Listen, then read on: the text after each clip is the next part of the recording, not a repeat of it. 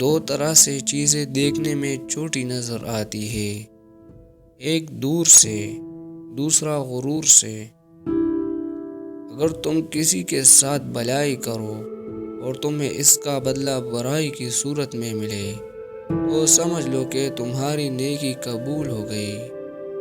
مشکلات ہمیشہ بہترین لوگوں کے حصے میں آتی ہے، کیونکہ وہ اس کو بہتر طریقے سے انجام دینے کی صلاحیت رکھتے ہیں۔ دنیا والے ایسے سواروں کی مانند ہیں جو سو رہے ہیں اور سفر جاری ہے۔ صرف دو لوگ مقدر والے ہوتے ہیں، ایک وہ جنہیں وفادار دوست ملتا ہے اور دوسرا جن کے ساتھ ماں کی دعائیں ہوتی ہیں۔ جو تمہارا غصہ برداشت کر لے اور ثابت قدم رہے تو وہ تمہارا سچا دوست ہے۔ ہمیشہ ایسے شخص کو چنا کرے جو آپ کو عزت دے، کیونکہ عزت محبت سے کہیں زیادہ خاص ہوتی ہے۔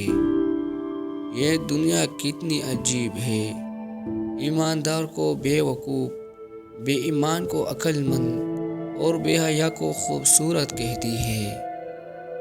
اس شخص کو دوست مت بناؤ جو کسی محفل میں آپ کو شرمندہ کرنا چاہے وہ مذاق میں ہی کیوں نہ ہو۔ انسان تین چیزوں سے محروم رہے گی: غصے والا صحیح فیصلے سے، جھوٹا عزت سے اور جلد باز کامیابی سے۔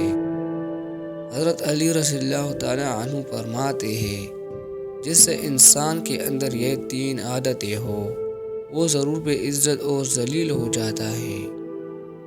پہلی عادت، جو فضول خرچی کرتا ہو۔ حضرت علی فرمانے لگے، میں نے اللہ پاک کے پیارے محمد صلی اللہ علیہ وسلم سے سنا ہے کہ فضول خرچی کرنا شیطان کی صفت ہے۔ دوسری عادت، جھوٹ بولنا۔ حضرت علی رضی اللہ تعالیٰ عنہ فرمانے لگے، میں نے اللہ پاک کے پیارے محمد صلی اللہ علیہ وسلم سے سنا ہے، جو شخص جھوٹ بولتا ہے وہ اللہ کی مخلوق کے نزدیک دن بدن ذلیل ہو جاتا ہے۔ تیسری عادت، غصہ کرنا۔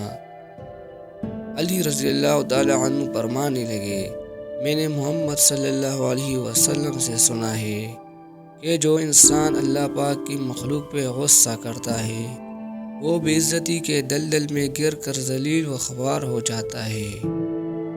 حضرت علی رضی اللہ تعالیٰ عنہ نے فرمایا، میری 5 باتیں ہمیشہ یاد رکھنا، کامیاب ہو جاؤ گے۔ پہلی بات، اللہ تعالیٰ کے علاوہ کسی سے کوئی امید نہ رکھنا۔ اللہ تعالیٰ کے علاوہ کسی سے کوئی امید نہ رکھنا، کیونکہ اللہ پاک کے علاوہ کوئی ذات نہیں جو کہ تمہاری امیدوں کو پورا کر سکے۔ دوسری بات، اپنے گناہوں کے علاوہ کسی چیز سے نہ ڈرنا کہ کل کو جب اپنے اللہ کے سامنے جاؤ گے تو اللہ کو کیا منہ دکھاؤ گے۔